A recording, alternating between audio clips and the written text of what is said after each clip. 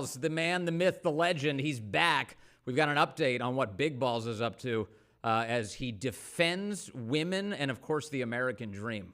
And just amazing, just what this guy has done. We'll get to that and what it's going to take to clean up Washington, D.C. We desperately need to do that. The president wants to do that. I've got all sorts of details on that. And also, the great Miranda Devine is joining me today from the New York Post. She's got a great new podcast. It's called, what, Pod Force One? Pod Force One. We'll talk to Miranda Devine. She's wonderful, and we'll get all the updates from her on what she's hearing about the effort to take down the bad guys behind Russiagate. Perhaps Big Balls should be involved in that effort. We'll get into all of it. Hey, before we do, got to thank the great sponsors of this program. You know, could the continued divide between Trump and the Federal Reserve put us behind the curve? Can the Fed take the right action at the right time? Or are we going to be looking at a potential economic slowdown? And what could this mean for your savings? Consider diversifying with gold through Birch Gold Group. For decades, gold has been viewed as a safe haven in times of economic stagnation, global uncertainty, and high inflation. And Birch Gold makes it incredibly easy for you to diversify some of your savings into gold. If you have an IRA or an old 401k, you can convert that into a tax-sheltered IRA in physical gold, or just buy some to keep in your safe. First, get educated. Birch Gold's going to send you a free information kit on gold. All you have to do is text my name, Vince, to the number 989898. Again, text Vince to 989898. Consider diversifying a portion of your savings into gold. That way, if the Fed can't stay ahead of the curve for the country, at least you can stay ahead for yourself.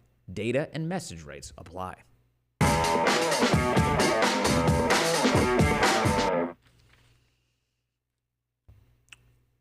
Well, it appears Big Balls has definitely done it again, and it's unfortunate the circumstance that he had to find himself in, but he rose to the occasion. There's a headline on the local Fox affiliate this morning: Big Balls beaten in D.C., Trump warns district after Edward Korestein attacked. You will remember Edward Korestein is the young man who served on Doge. He was the genius who was hired by Elon Musk and Doge to work to make the government more efficient. And that team, to its great credit, went a long way in making our government much more efficient than it had been.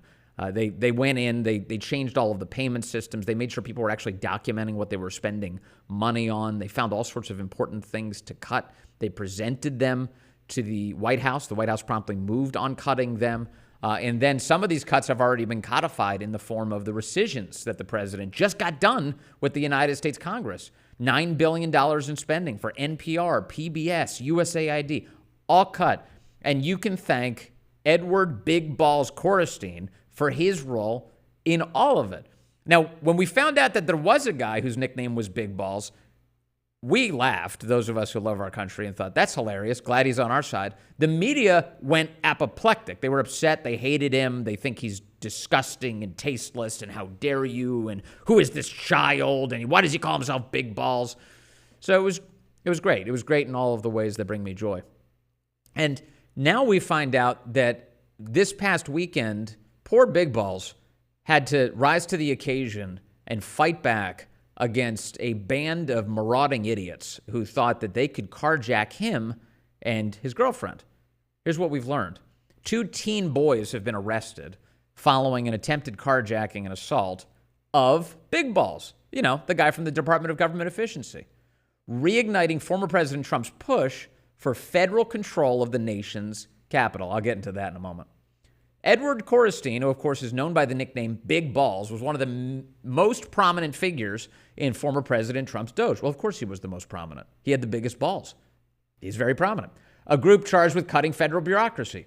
Korestein was assaulted around 3 o'clock in the morning on Sunday in Logan Circle. For those of you who are not from D.C. or not familiar with the streets of D.C., this is Northwest D.C. Logan Circle, not the kind of place traditionally you would expect to be mugged, to be carjacked, to be assaulted. It can happen. But the frequency with which that is happening in all parts of the city has only grown as the left continues to run the nation's capital into the ground. It's totally disgraceful. And Big Balls, was at the front lines this weekend. 3 o'clock in the morning Sunday, a group of teens, Fox 5 says, attempted to carjack him and a woman described by police as his significant other. It's his lady. That's the lucky woman who ended up with big balls. D.C. police said a group of teens approached the couple and then made a comment about taking it. Of course they did. They declared they wanted to take the car. And they were confronted after Big Balls pushed the woman into the vehicle for safety. Get behind me, honey. He pushes her into the vehicle. And then the teens began the attack. They attacked Big Balls. And that's when officers nearby drove in. They said a police cruiser kind of pulled in around that time. And they were able to jump out. And they came rushing in to aid Big Balls with the fight that he was undertaking all by himself. The group fled at that moment. If you guys can pull up the shot that I have on screen right now, this is Big Balls. This is him, a photo taken by a friend of his who was apparently nearby. I don't know why the friend didn't dive into the action exactly, but I think the photo was taken it looks like some time after. And there's Big Balls covered in blood. I'm going to assume for the sake of making this story more awesome that that's the blood of everyone he fought off. But chances are it was actually his own. But he's covered in blood, the poor guy. And it's, as the president said this week, completely out of control. Completely out of control. The president of the United States is saying that it is well past time to take back Washington, D.C. Here's what he said on Truth Social last night. Crime in Washington, D.C. is totally out of control. Local youths, he says, he puts in quotation marks, and gang members, some only 14, 15, and 16 years old, are randomly attacking, mugging, maiming, and shooting innocent citizens, at the same time knowing that they will be almost immediately arrested. Almost immediately released, says the president. They're not afraid of law enforcement because they know nothing ever happens to them. But it's going to happen now. The law in D.C. must be changed to prosecute these, quote, minors as adults and lock them up for a long time, starting at age 14, says the president. The most recent victim was beaten mercilessly by local thugs. Washington, D.C. must be safe, clean, and beautiful for all Americans, and importantly for the world to see. That's a deeply important point. If D.C. doesn't get its act together and quickly, we're going to have no choice but to take federal control of the city and run this city how it should be run and put criminals on notice. They're not going to get away with it anymore. Perhaps it should have been done a long time ago.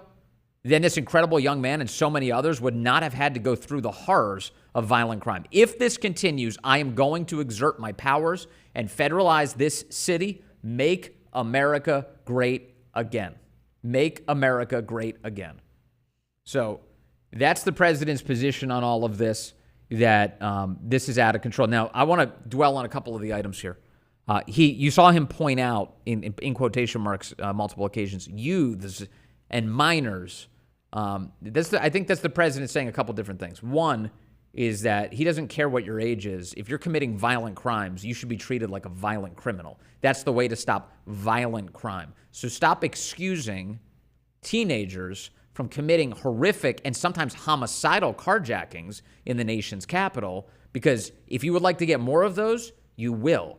In fact, in D.C., the big problem in D.C. with the carjackings for years now has been that teenagers have been committing these carjackings without any consequence whatsoever, to the point that they film themselves doing it. They'll record themselves committing a carjacking and then share it to social media in order to show off to their friends. That's how few consequences have been taking place in the nation's capital. And there's a very important distinction here that people may not realize about D.C., the way the law is handled. In Washington, D.C., it's a very unique circumstance because it is not a state, thank God. The founders intended it that way. It is not a state. It is run by the federal government, or at least it's supposed to be. The person who prosecutes adult crime in Washington, D.C., when the handcuffs are placed on a bad guy, is the U.S. attorney for Washington, D.C. That's not the same way all across the country. Normally, U.S. attorneys only get involved when federal crimes are broken. But if you commit a crime as an adult in D.C., it's the U.S. attorney who's going to prosecute you. Now, when Democrats controlled the U.S. attorney's office in D.C., There was a guy named Matthew Graves in that job. They didn't prosecute crime. Not actual crime, anyway. Matthew Graves, at one point, was declining 70% of all arrests for prosecution. 70%. That means 70% of the time when D.C. cops were putting handcuffs on people, Matthew Graves refused to prosecute them. Vince, how did crime get so bad? I don't know. We don't have a prosecutor. It's a free-for-all. You can do anything you want, and you won't be held accountable for it. The exception to that was Matthew Graves only went after, usually, January 6 people. Matthew Graves was the U.S. attorney who was prosecuting Trump supporters relentlessly for the duration of the Biden presidency. Matthew Graves is a bad man, and Matthew Graves was the U.S. attorney for D.C. But again, the U.S. attorney handles the adult crime. Now, who handles the juvenile crime? Who handles the teenagers? Well, that's the attorney general of the city. Yeah. And right now, that's a guy called Brian Schwab. He's the attorney general of Washington, D.C. Now, that guy, he's not very good. Last year, after yet another homicidal carjacking, take a look at cut 2 here. This is what the attorney general of Washington, D.C. had to say about how we stop all these carjackings. Take a look. The discussion, residents did not hold back, voicing their frustrations. I blame the system.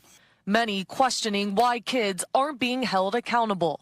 We as a city and a community need to be much more focused on prevention and surrounding young people and their families with resources if we want to be safer in the long run. We cannot prosecute and arrest our way out of it. We cannot prosecute and arrest our way out of it. Sorry, what is his job again? Last I checked, he's a prosecutor.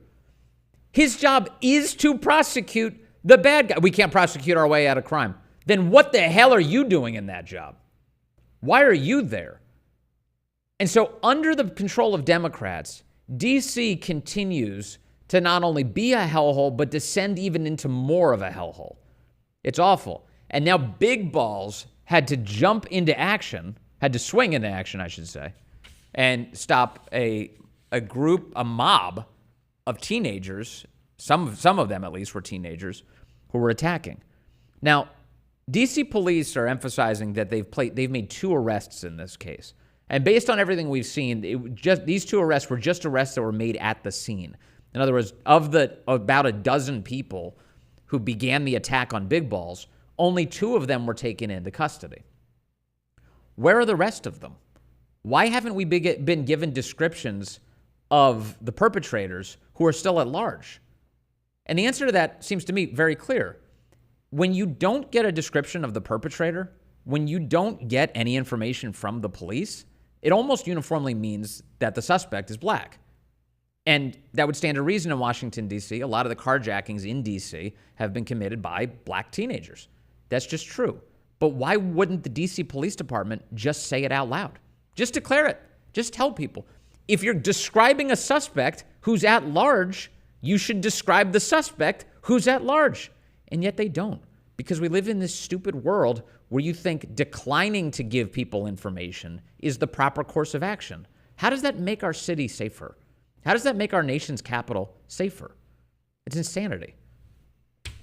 And it's the nation's capital. So here you heard from the president in his Truth Social post. We also heard from the president yesterday in an event at the White House describing what happened to Big Balls and saying just how bad this is, and maybe it's time to take over D.C. again for the federal government. Take a look, cut 1. Here's the president. By the way, I have to say that somebody from Doge was very badly hurt last night. You saw that. A young man who was beat up by a bunch of thugs in D.C. And either they're going to straighten their act out in the terms of government and in terms of protection, or we're going to have to federalize and run it the way it's supposed to be run. Or we're going to have to federalize it and run it the way it's supposed to be run. So let's talk about that component of this. Washington, D.C. is already a federal city. Washington, D.C. is a federal city. The way things always worked in Washington, D.C. was that Congress did its job and ran the nation's capital. In fact, that's part of Congress's job to actually do that, to make decisions about what kind of money you're spending and how the district is run and It's a federal capital for a reason. The founders designed it that way. But in 1973, Congress passed into law something called D.C. Home Rule. That's where they created the office of the mayor and the city council. And Congress abdicated responsibility for running the day-to-day affairs of the Capitol. They said, we don't want to do it anymore. We don't want to be held accountable for it. We don't want to be a part of it. So they created local governance over Washington, D.C. And so in D.C., there are periodic elections, and in those elections always net, the Democrats always run the show. And when they run the show, they run, just like other Democrats all across the country, the city directly into the ground. Think about the beautiful locations in Washington, D.C., the beautiful architecture, the amazing things that people from all over the world, and certainly all across our country, should be able to visit. Places like Union Station, just steps away from the United States Capitol building. Union Station is one of the prettiest buildings we have in the United States. It's a wonderful place to go visit, or at least it used to be. But these days, if you go to Union Station, what do you see? You see homelessness. You see fentanyl overdoses. You see beggars. You see, hell, when I was, a couple months ago, it was March of this year, we went to take some photos there. I asked a friend if he could take some pictures because we were doing things to help launch this show and the radio show. And I said, let's go take some photos. I was like, a great spot, of course, Union Station. So we did. We took some photos at Union Station. And my 11-year-old is standing with me. And she's holding, various, different pieces of clothing that I'm going to try and change into so we can get a bunch of photos all at once. And as she's standing there, some mentally ill person comes up, not to her, but comes up nearby and starts cursing at a wall. She's just screaming at a wall at full volume in the most disgusting curse words you can imagine. And I pulled my kid away. I said, why don't you come over here? So we got her out of the way. What's the point? I'm going to talk reason into the guy who's yelling at a wall? It's insanity. And why should families who are visiting their nation's capital be subjected to that? You can see people on a daily basis step over people who are OD'd on fentanyl at Union Station. It's crazy. And it shouldn't happen anymore. And the president here is suggesting that it may be time for Congress to reassert authority over the Capitol. Let me dial that up a little bit further. It is way past time for Congress to reassert authority over the Capitol. Way past time. I'd like to see the President of the United States tell Congress, do it now. Go all in. Now, Congress has a lot of things that has to get done for President Trump. It's not a secret that they're dragging their ass on a bunch of other stuff. Getting nominees through, for instance. Refusing to go into a real recess to allow the president to do a recess appointment. Passing appropriations bills, spending bills on time as they're supposed to, which they haven't done in forever. All of those things need to be done, clearly. And so the president probably doesn't want to add another mandatory thing to their plate just yet. But one way or another, this is not something that might have to happen. This is something that definitely has to happen. Mike Lee is a U.S. Senator, and I find myself sharing a lot of what Mike Lee has to say because I find myself agreeing with a lot of what Mike Lee has to say. Mike Lee reacted to all of this, the assault on big balls and the chaos in D.C., by saying this: the Constitution already federalizes D.C. Already. We just need Congress to do its job and reassert its lawmaking power over our nation's capital city. My bill, he says, the Bowser Act, by the way, that's a cheeky acronym because the mayor of Washington, D.C. is Muriel Bowser, and the acronym is something about taking control of D.C. again and getting rid of Muriel Bowser. My bill would do that, said Mike Lee. Please share if you agree that it's time to fix this. Yeah, it's time. It's long past time. I am not interested in seeing big balls get assaulted anymore. I'd like for that not to happen. I'd like, people to be able to be safe in Washington, D.C. That's my preference here. I just want to say I want to finish at least on this topic on this. I'm grateful for this guy Ed Korestein. He was kind of like the Daniel Penny yesterday or this weekend of Washington, D.C. He stood up for what is right, and I'm sure the left is already attacking him for this or will attack him or will try and make a mockery of him here. I'm not making a mockery of him at all. I think what he's done is great. He swung into action. When duty called, he went balls out to save the day. In fact, Ed Korstein leads the nation in sacks. And the truth is, we need more like him. So thank you, Ed Korstein. I'm going to raise a drink to you, sir. Appreciate you. And I'm grateful that you had the balls to do what was right. Big balls. Yeah. Big balls. Big balls. You got that, Justin? Was that just a little stinger, or are we going to play a whole thing? A little tiny taste. Big balls. Yeah, big balls. All right, thanks, big balls. Appreciate you. Yeah, the chat says moose balls. Yeah, we probably would have gone with moose balls, but big balls already, it's in the national consciousness. So who am I to decide these things? Yeah, big balls. Thank you. Hey, those myths that we hear, like cold weather gives you a cold, or we only use 10% of our brains? Here's another one. Thread count. A lot of people believe that higher thread count means something, like better sheets, but it's really just a measure of fabric density. When it comes to sheets, the thread quality actually matters more than the count. And that's where Boll and Branch comes in. I've been sleeping so much better on my new sheets. They use the highest quality organic cotton, makes them soft and durable. Plus, they're even softer with every wash. It's more than the number of threads. It's about comfort and long-lasting quality. So if you are looking for sheets that combine luxury and durability, Boll and Branch is the way to go. Your sleep? Well, thank you. Feel the difference that an extraordinary night's sleep can make with Boll and Branch. Get 15% off plus free shipping on your first set of sheets at bollandbranch.com/Vince. That's Boll and Branch, BOLLAND, branch.com/Vince to save 15% and unlock free shipping. Exclusions apply. Visit bollandbranch.com for details. Okay. Something fun happened yesterday. Somebody goes, Vince, where do you find room in your house for all these products? The answer is, I think a lot of the products are actually my bed or on my bed. So it's all consolidated, is the truth. And I love a great night's sleep. So I love those products. They're wonderful. Here's a topic that's catching my attention big time, and perhaps yours as well.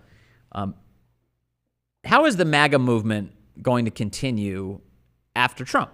When President Trump is done, and he just did a big interview with CNBC yesterday, and they asked him yet again, are you going to try and run for president again? Because they're trying to bait him into this thing like, how dare you? Who do you think you are? You're not allowed to do that. It's unconstitutional. And the whole thing is so stupid. Why does the media are so desperate to scandalize Trump that they have to try to invent things to attack him? Because his actual record is great. It's great. Anyway, so what's going to happen after Trump? What's going to happen after Trump? Who is going to be the Republican nominee? Who's going to be the guy that we're going to have to place some trust in to help carry this legacy forward, to right this ship, which desperately needs righting? This is not a 4-year fix. It's not an 8-year fix. It's going to take some time. And so we'll need somebody else to help carry the banner. Big balls! I hadn't contemplated that. But Big Balls would potentially be the guy. I'd like to hear more from Big Balls. I know that he's good at making government more efficient. I do. I know that he can defend his lady. I know that. I don't know how he'll handle running the entire country, but maybe he could be good. Big Balls did not come up yesterday as the president was asked about this. He had two other names in mind. One in particular, Peter Doocy asked President Trump, is J.D. Vance destined to become the next Republican nominee? Take a look. You said this morning that you probably won't be running for a third term. This weekend, Secretary of State Rubio said that he thought J.D. Vance would be a great nominee. You could clear the entire Republican field right now. Do you agree that the heir apparent to MAGA is J.D. Vance? Well, I think most likely, in all fairness, he's the vice president. I think Marco is also somebody that maybe would get together with J.D. in some form. I also think we have incredible people, some of the people on the stage right here. So it's too early, obviously, to talk about it, but certainly he's doing a great job, and he would be probably favored at this point. Probably favored at this point. That's the furthest the president's gone on that subject. Obviously, we're early still. We haven't gotten to the midterms yet. We've got some time on the clock before we get there. But trust me, the guys who are contemplating a run, they're already contemplating the run. They're clearly thinking about it now. They're planning that far ahead. J.D. Vance and Marco Rubio are both impressive in their own rights. I like both men. Rubio, of course, maybe like you, had my doubts about for some time. Rubio at one point was a part of the Gang of Eight amnesty bill alongside Lindsey Graham. Now, it feels like yesterday, but it was apparently many years ago. Rubio has gone through something of a political transformation since that time. I should say maybe an ideological transformation since that time. I've liked a lot of what I've heard out of Marco Rubio over these past few years. The guy seems to be much more clearly interested in the issues that are affecting the United States directly, the issues that are affecting the American people, the economic well-being of our country, the borders we need in order to have our sovereignty. He's on the right track for sure. And he's made, I think, a very competent and impressive Secretary of State. He has the diplomatic skills, no question, to do that job. And then there's J.D. Vance. J.D. Vance, who comes up as a famous author, at least in the public consciousness. He came up in kind of a hardscrabble background, becomes a United States Marine, goes to Ivy League schools, writes a national bestseller. That bestseller becomes very popular, becomes a Hollywood movie, Hillbilly Elegy, and then arrives in the Senate in Ohio. And then the president becomes convinced that he'd be the right guy to be the vice president of the United States. And sure enough, President Trump and Vice President Vance win the big ticket together last year. J.D. Vance has been a loyal and deeply competent and capable vice president. Just compare the media skills of the guys, J.D. Vance and Marco Rubio. Rubio's gotten a lot better. He's definitely learned from President Trump. J.D. Vance has accelerated at light speed when it comes to the way he handles the press. You sit him down for an interview with a friendly person, sit him down with an adversarial person, and he'll shine.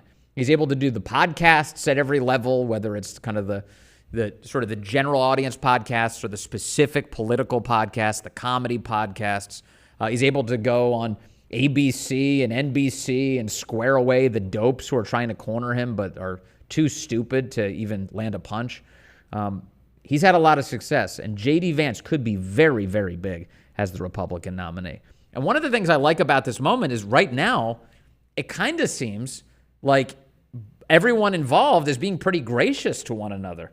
Here's Marco Rubio this past weekend with Laura Trump, about a couple days ago, with Laura Trump on her show, saying not only does he think J.D. Vance would be a great nominee, he kind of hopes he is the guy. Take a look, cut 4.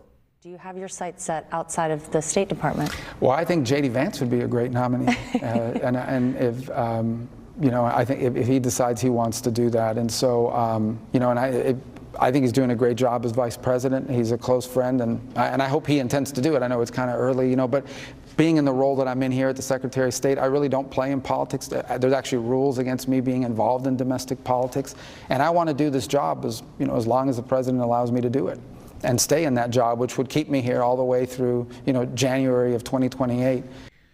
I hope he intends to do it.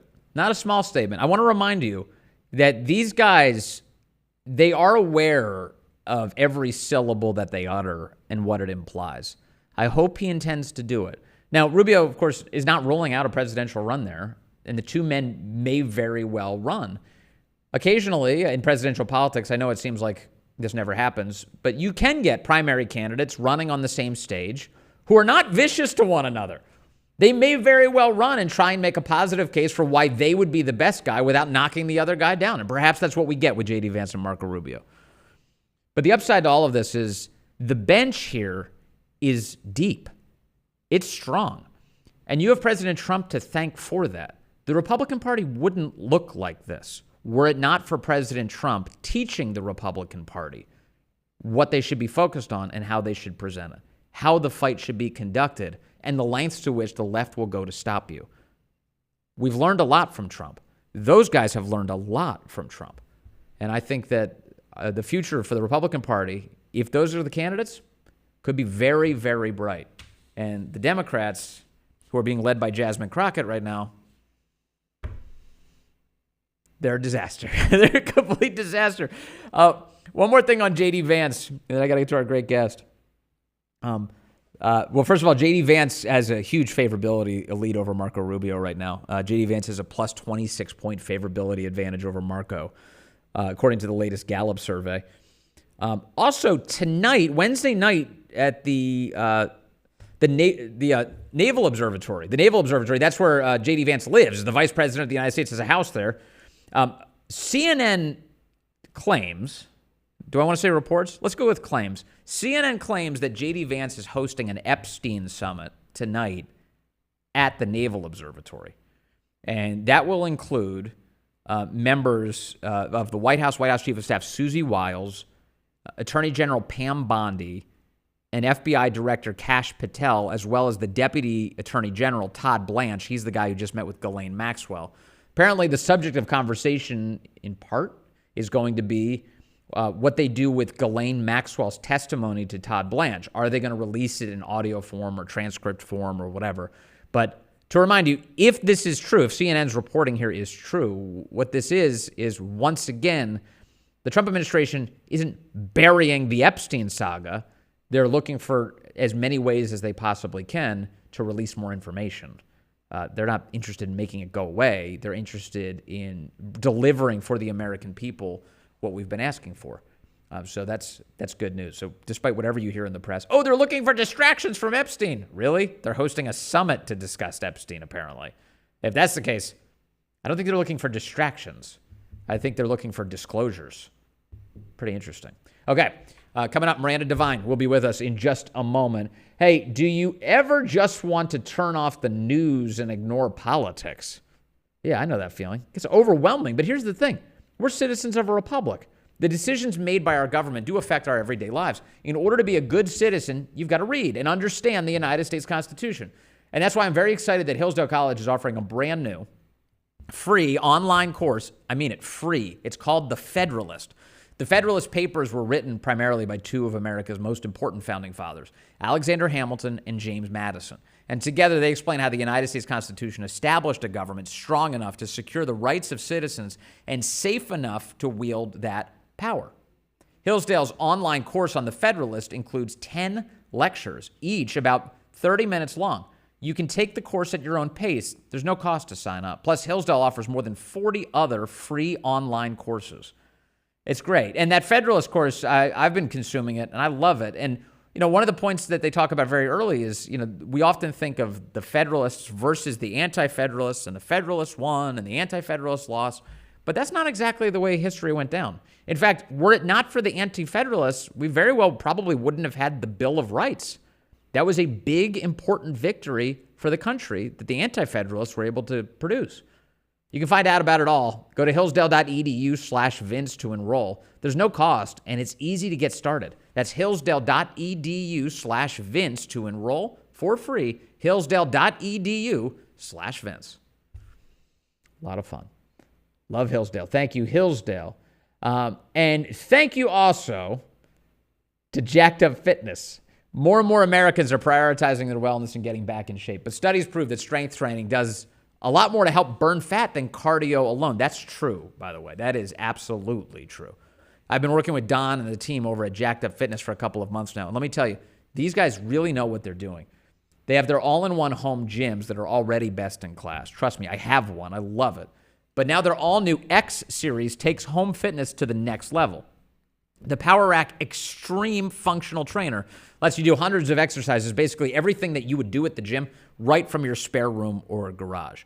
Want more? The Power Rack Pro X features a fully upgraded cable crossover system with articulating pulley arms for unlimited width combos. That means you'll figure out a way to hit every single muscle group with this thing. If you're new to it, don't worry. They've got a free Get Jacked Up video program. Just press play and follow along. So no more excuses. Let's do it together. Go to getjackedup.com. Getjackedup.com. All you have to do is use the promo code Vince and you'll save 10%. That's getjackedup.com. Thank you to Jacked Up Fitness. I love my Jacked Up Fitness machine. It's like the greatest thing ever. Always nice to be able to get the workout done. Okay, let's now get to our great guest from the New York Post, Miranda Devine is here. She's got a great new podcast called Pod Force One for the New York Post. Miranda Devine. Miranda, great to have you with us on the show today. Thanks for having me, Vince. Good to talk to you. I want to get your reaction first and foremost to the Russiagate disclosures that we've been getting and the fact that a grand jury is now being impaneled to go after all of this. I think probably like me that you've been deeply annoyed. In fact, you wrote a column about this week, that we haven't seen consequences for years on this subject. But now all of a sudden, it does feel like this is action. Do you think this is real?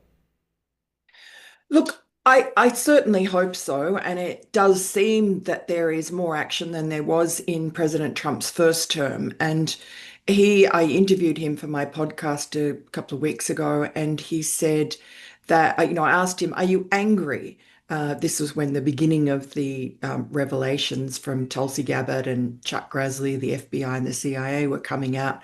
And I said, are you angry now that you see in black and white what was done to you and, how your first term was sabotaged? And he said, yes, actually, because I'm human. And now he realizes that the mercy that he showed Hillary Clinton in his first term was misguided. He acknowledged that his audiences at his rallies were chanting, lock her up. There was certainly an appetite in MAGA world for, accountability, if not retribution. I think it's accountability and a deterrence rather than retribution we're seeing at the moment, because what happened after Donald Trump showed Hillary Clinton mercy and did not go after her for substantial allegations of substantial crimes that were already being investigated by parts of the FBI. He ended up not, tasking anyone with pursuing that. And his agencies decided, his Attorney General Bill Barr, etc., made their own decisions not to pursue her. And Donald Trump said he wanted the country to heal. But he was rewarded by his opponents doubling down. There was the Russiagate hoax. There was, that basically crippled his presidency, or at least the first 2 years of it. And then the ongoing lawfare during the Biden administration, these attempts to put him in jail, to bankrupt him, to assassinate him, everything to just prevent him from ever coming to power again. Yes. Thankfully, the American people saw through it, and he was delivered a comprehensive victory in every metric, including the popular vote back last November. But what he has realized is that now that this information is being uncovered by really determined appointees, people like Tulsi Gabbard and John Ratcliffe and Kash Patel. Yes. And of course, Chuck Grassley, who's always been a whistleblower and transparency champion.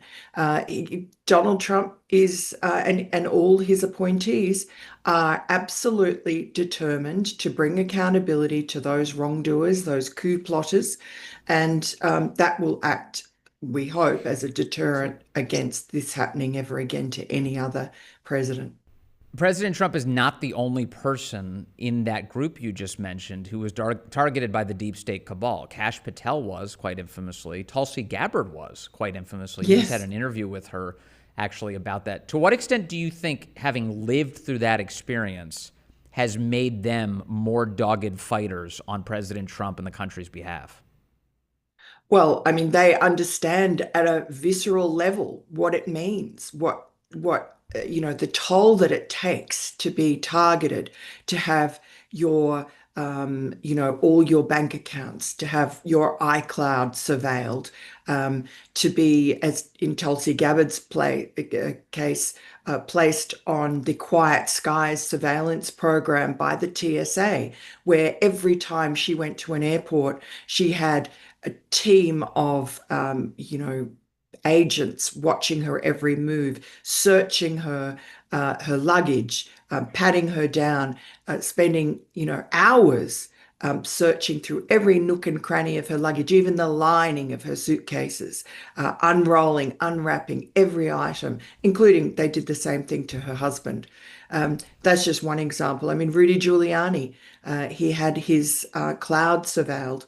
You saw, and then of course he was raided by the FBI and had all his devices taken away, and for nothing. I mean, in the end, they didn't even press a single charge, but the process is the punishment. And then all the January 6 defendants, they had SWAT teams raiding their homes, even if if guilty of anything, were guilty of misdemeanor trespass.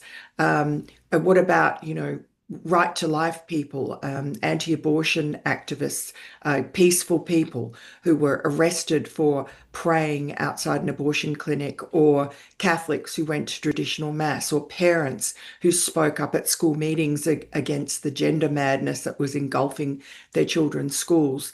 Anybody on the conservative side who dissented from this radical left ideology that Joe Biden ushered in and that Obama instigated, found themselves to be the target of the federal government and the very powerful national security and law enforcement apparatus that the federal government has at its disposal. One of the features of the Russiagate disclosures that we're seeing now is that we didn't get these in term one. We found out a lot during President Trump's first term.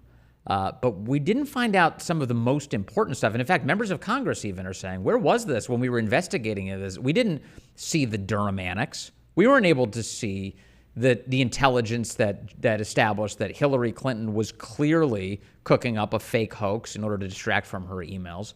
Why is it that this is only coming out now? And what kind of challenge, you just talked to Tulsi Gabbard, what kind of challenge is she facing in getting this information out? Look, firstly, I think that in President Trump's first term, he had his own appointees who slightly mistrusted him, who wondered if the whole Russiagate lies were true, and who therefore believed that his election was not legitimate. That was the aim of Russiagate. That was why Obama directed John Brennan and James Clapper and Jim Comey and so on to concoct this fake intelligence assessment saying that Vladimir Putin had intervened in the 2016 election so that Donald Trump would win. This was untrue. The intelligence said the opposite, if anything. Or Russia just wanted to intervene or make mischief, in fact, to just sow chaos in the American political system. Well, I mean, the Democrats, Hillary Clinton, Barack Obama, they sowed enough chaos to last a lifetime.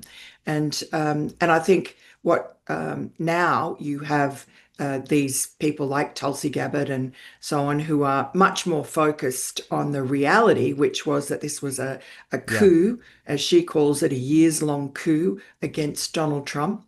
And she's still finding opposition. I mean, even with Christopher Wray at the FBI was always obstructive, but he's been replaced by Kash Patel. And yet there is still a deep state at the CIA, even though John Ratcliffe's there, at the FBI, that is hobbling her attempts to extract documents. They either, say they don't have them, they slow walk, or they produce them with so many redactions they're meaningless. And I think Chuck Grassley is finding the same thing. So for all the goodwill in the world from the top of these organizations, they're so vast and the deep state has such a sort of a claw on them that it's proved difficult for Tulsi Gabbard. But luckily, because like all of President Trump's appointees, she is dogged and determined and tough. Yes. Remember, she cut her teeth in politics in the Democratic machine. She was deputy, the vice president of the DNC. So she knows their dirty ways. She knows how to confront them and what needs to be done to vanquish them. And she's laser focused on that.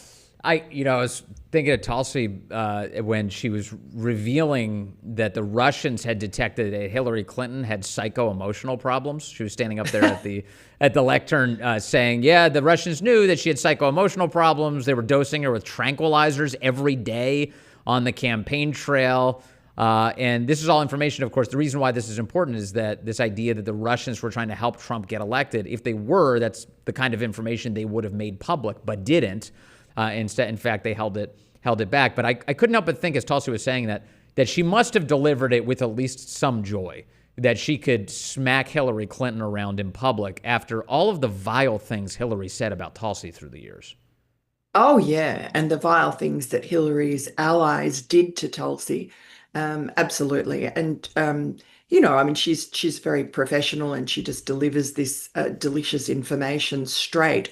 But you can almost detect a little kind of joy or eagerness when she, repeats those lines from the intercepted Russian communications intercepted by the Dutch, which and it was intercepted Russian communications, but the Russians had intercepted DNC communications with the Hillary Clinton campaign.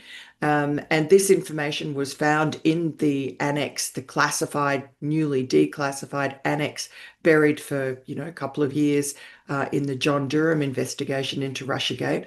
Don't know why it was classified, don't know why it was hidden from the public. It's so damaging to Democrats because it really is one of the main smoking guns to show why they did what they did and how the Russians were, as you say, had all this information that they'd gleaned from these emails, including, as you say, that Hillary Clinton had these psycho-emotional problems, that she was prone to fits of rage and then uncontrollable laughter, hysterical laughter, and that she was on these heavy doses of tranquilizers. And I mean, sure, it's Russian and, you have to question the veracity of it, but it does accord with what we saw of Hillary Clinton on the campaign trail. And I don't know if you remember, but on the 9/11 anniversary, she was at Ground Zero in Manhattan, and she was sort of had some turn and pretty much collapsed and had to be bundled into her black van and taken out of there. So there were all sorts of weird behaviors of hers on the campaign trail, which I think made people, gave people pause. And look, it's another example, just like with Kamala Harris, of how incredibly irresponsible the Democratic Party is, at putting up these very unsuitable people, including Joe Biden, who was obviously senile even before the 2020 election, or had cognitive problems anyway. And then the way that they tried to trick the American people, and it shows the great good sense of Americans that they rejected Hillary Clinton and Kamala Harris at least. And unfortunately in 2020, I think there were so many dirty tricks under cover of COVID that Joe Biden did win. If the consequences of their lies weren't so painful, I would just be laughing constantly at them. Like, really, Trump needed Russia to win the election? Or like, we needed Russia to tell us that Hillary Clinton was a psycho? Or we needed the media to tell us that Joe Biden was senile? It's just like, honestly, we live through the most cartoonish of times. It's unbelievable. But on the consequences side, Miranda, that's the thing that I know this audience is obsessed with. I'm obsessed with. You are. How much pressure do you think Pam Bondi feels to deliver here? How much is it bearing down on her that she has to bring us a scalp?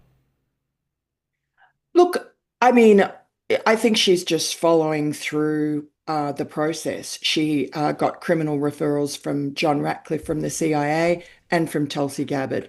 And she's reportedly is going to impanel a grand jury to look into some of these allegations. Yep. And, I'm hearing perhaps in Florida. There could be, perhaps in Florida, perhaps also in DC, perhaps also in New York. I mean, this is a vast conspiracy. I think, John Ratcliffe initially was talking about potential perjury charges for Brennan and Clapper because they lied about the inclusion of the Steele dossier into that intelligence community assessment. John Ratcliffe has now released documents that show that John Brennan was insisting that the Steele dossier, totally discredited, be included in this assessment. Yes. Against the strong disapproval and objections of the top Russia experts at the CIA, who said it would discredit the whole document. No, he insisted that, and it didn't just appear in the annex, as the New York Times and so on say. It was actually embedded in the body of the report, the Steele dossier was. So that's the sort of thing that I think, John Ratcliffe was talking about, catching out Brennan, certainly on perjury. But now, they're looking at, I understand, a much broader category of alleged criminality, and that would be conspiracy, something under the Civil Rights Act. So let's see how it pans out. I think there are some very clever prosecutors in the Department of Justice who are looking at creative ways of bringing accountability and bringing justice to these wrongdoers who are so arrogant, so entitled, and have gotten away with blue murder for so long. I don't think they really are comprehending what's ahead of them, because, you saw Brennan and Clapper just penned that ridiculous New York Times op-ed full of lies the other day. Yeah. They're still emboldened. John Brennan's still going on MSNBC, CNN, and declaring his innocence and claiming that, the Russia hoax was real. Everything that they've ever done has been to pin blame on Russia, whether it be the Hunter Biden laptop, Donald Trump's election victory, even Hunter Biden, when he was caught out with the Ashley Madison hack, said it was Russians stole his information. And the tragedy of it is that Donald Trump planned to try to reset relations between the US and Russia in his first term, which was a good thing for global security, because the real adversary at that time for America was China. And so, he thought that this would be a good way of trying to establish normal relations. Also something that, that the Obama administration with Hillary Clinton tried and failed to do. And so, that didn't happen. In fact, Donald Trump, I'm sure, felt compelled to show toughness against Russia to prove that he wasn't a Putin puppet. And relations have just gone downhill ever since, I think by design. And thus you have the tragedy unfolding in the Ukraine war. And imagine how different things might have been if Russia felt constrained by, its newfound respect in the Western world. As it happens, it's a pariah, and it doesn't matter they don't care about what people think of them. They're just going to steal and take whatever they want. No ability to constrain them. And President Trump is still working on a peace. Even today, as we speak, Steve Witkoff has just met with Vladimir Putin. So they're trying to figure out a way to get all that done. And for to the your umpteenth point, time. Yeah. And to your point about who should be arrested here, I mean, look, if they can arrest, if the left can arrest and prosecute Douglas Mackey for making an anti-Hillary Clinton meme in the 2016 election, then the rest of us can arrest for good reason John Brennan, for leading a treasonous conspiracy against the United States. I just think that's fair. Miranda Devine, thank you. Great to see you as always. Thanks, congratulations on the too. great new podcast. Thank you. Bye-bye. Miranda Devine from great podcast, Podforce One. She's got a new interview with Tulsi Gabbard out. Speaking of Tulsi, if you're wondering about, how serious is the Justice Department about all of this? Are they really going after people? Are they really going to prosecute people? Is that grand jury really going to amount to something? Well, we got a little bit more evidence last night that things are headed in the right direction. Here's Tulsi Gabbard appearing on the Fox News channel, Cut 5, saying the United States Department of Justice is now requesting even more documents from the Director of National Intelligence to take down this entire Obama cabal. Look. There's a report tonight from the Federalist that the DOJ is actually asking you for more documents in its grand jury probe. Is that true? And what are they asking for now? That is true, Laura, and I just want to point out how important this is, that Attorney General Pam Bondi, through the Department of Justice, is taking this necessary first step toward accountability, which is essential for the American people to begin to have any kind of trust in the integrity of our democratic republic. I met with the Department of Justice prosecutors today, and yes, they are committed to leaving no stone unturned as they conduct this grand jury investigation and find the truth. That information, by the way, as you may have heard Laura Ingraham say there, comes to us from our friend Sean Davis, who was just on this program a couple days ago. Sean has been must-read throughout all of this. And he got the scoop last night that the DOJ has requested documents from the Director of National Intelligence following the criminal referral on all of this Russiagate stuff. Sean says the DOJ sent the DNI, that is Tulsi Gabbard, a request for a treasure trove of documents related to the ongoing investigation into Obama, the Federalist has learned. According to a letter from a senior advisor who works for Tulsi, Paul McNamara, the DOJ has requested a wide array of documents about the Obama administration's 2016 and 2017 attempts to frame then-President Trump as an agent of Russia who stole the 2016 election from Hillary. You understand what that means? If we're going back 9 years, if the United States Department of Justice is going back 9 years for documents, that means they're building a conspiracy case. The statute of limitations has run on so many of these things where you can't directly go after the singular crime as a standalone issue. But if it's a part of a broader ongoing criminal conspiracy, that opens up the entire lens. And now you have the United States Department of Justice going, hey, Tulsi, DNI Gabbard, please send us more dating back to 2016, dating back to 2017, because the case that they're building to present to the grand jury is going to require crimes that took place in those years. That's a big deal. And I'm very, very glad to see it. I think that's just wonderful. One more piece of good news before we check out today. You remember Alligator Alcatraz, of course, down in Florida. We get an additional announcement from the Department of Homeland Security and the state of Indiana. The state of Indiana yesterday. Get ready for Speedway Slammer. The Speedway Slammer is coming to the state of Indiana. DHS has confirmed to Fox that the new one that they're going to open is going to be at the Miami Correctional Facility in Indiana. This is Miami, Indiana, to be clear, not another Florida location, although we'll take as many as we can get here. It's going to be called the Speedway Slammer. DHS says it's going to expand ICE detention capacity by 1,000 beds. And it will feature, yet again, some of the worst criminal aliens.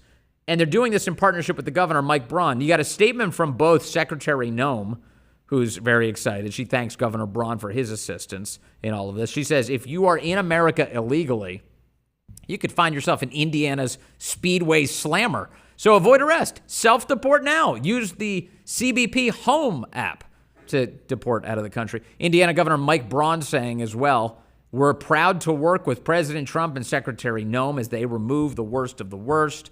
And, of course, he goes on to talk about that we're collaborating. And here's a picture of it. It's the Miami Correctional Facility. We've got the Speedway Slammer. Here's the thing, guys. Now that we have Alligator Alcatraz and the Speedway Slammer, what are we going to get next? Send me your ideas. Maybe we can feature them tomorrow. I want some good ideas for other locations. They should probably be alliterative, you know. Where should we go? Where should we send these people? We should obviously send them home, but on the way, what kind of rest stop are we going to build for them? That's the question. My thanks, as always, for you joining me today on this edition of Vince. My thanks again to Big Balls. Can we send out the show for Big Balls? At the conclusion of this program, if you're watching live on Rumble, you will be sent over to Steven Crowder. He's doing his thing today. But I appreciate you, as always, here on Vince. Let's take it away. A celebration of Big Balls. Late at night, when the streets go cold, evil creeps in, getting way too bold.